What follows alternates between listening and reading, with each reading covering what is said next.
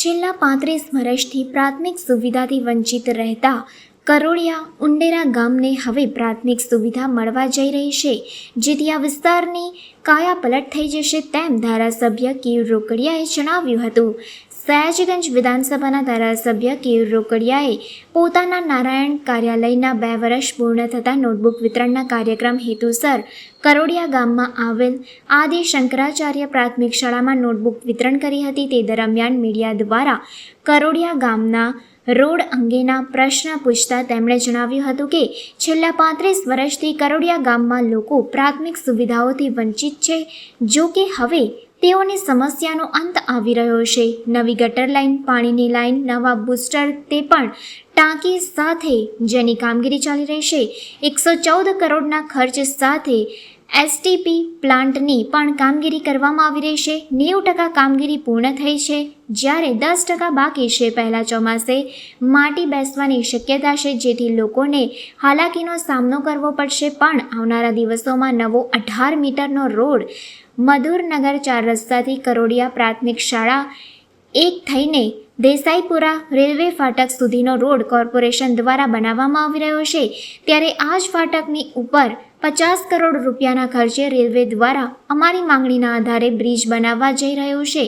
એની આગળ જ બીજા 2 રેલવે ગરનાળા છે. તેના ઉપર 50% કોર્પોરેશન અને 50% રેલવે ડિપાર્ટમેન્ટ દ્વારા 40 કરોડના ખર્ચે બીજો રેલવે ઓવરબ્રિજ બનવા જઈ રહ્યો છે, જે બનતા મધુનગરથી છાણી સુધી આખી રોડ લાઇન નવા રોડ સેન્ટર લાઇટિંગ સાથે ભવિષ્યમાં બનવા જઈ રહ્યા છે. ચોમાસું સમાપ્ત થતાની સાથે જ નવા રોડ અને બ્રિજના કામકાજે શરૂ થશે, જેથી કરોડિયા ઉંડેરા ગામની સુરત બદલાઈ જશે તેમ સયાજીગંજ વિધાનસભાના ધારાસભ્ય કેયુર રોકડિયા દ્વારા જણાવવામાં આવ્યું છે.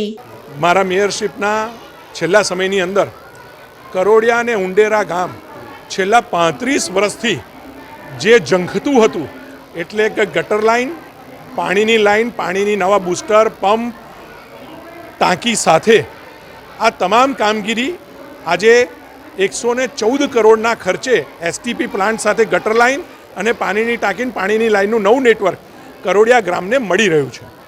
90% કામગીરી ગટર લાઇનની, પાણીની લાઇનની કામગીરી પૂર્ણ થઈ છે. હજુ 10% કામગીરી બાકી છે.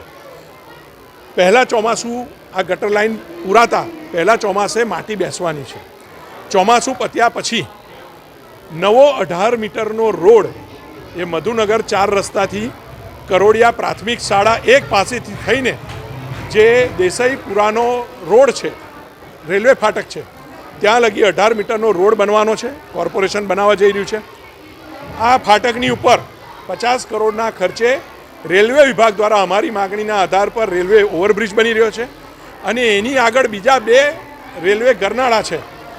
એની ઉપર 50% કોર્પોરેશન ને 50% રેલવે ડિપાર્ટમેન્ટ, આમ બીજા 40 કરોડના ખર્ચે બીજો રેલવે ઓવરબ્રિજ બનતા મધુનગરથી છાણી સુધીની એક નવી આખી રોડ લાઇન, નવા રોડ સેન્ટર લાઇટિંગ સાથે આપણે ભવિષ્યમાં બનાવવા જઈ રહ્યા છે.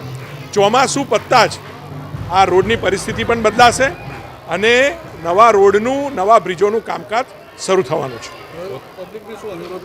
હું પબ્લિકને અનુરોધ કરીશ, કદાચ આ ચોમાસામાં નાની મોટી તકલીફ પડશે, એ પણ નાની મોટી તકલીફ, જ્યાં ખાડા પડશે ત્યાં અમે પેચવર્ક પણ કરાવીશું, ત્યાં અમે પુરાણ પણ કરીશું. પણ એક ચોમાસું જે 35 વર્ષની આપણી સમસ્યા હતી, ગટર લાઇન, પાણીની લાઇનની, જે વર્ષો જૂની માગણી હતી, એ અમે દૂર કરી છે. તો એક ચોમાસું નાનું મોટું વેઠવું પડશે, પરંતુ આ ચોમાસા પછી આ વિસ્તારની સુરત બદલાઈ જવાની છે. હું આપને પણ અનુરોધ કરું છું કે આજનું રેકોર્ડિંગ કરી લો અને પહેલાંના રેકોર્ડિંગ પણ કાઢ લો, અને એના પછી આવતા ચોમાસા પહેલાં આ વિસ્તારની હાલત શું છે એકવાર રેકોર્ડિંગ કરીને લોકોને બતાવજો.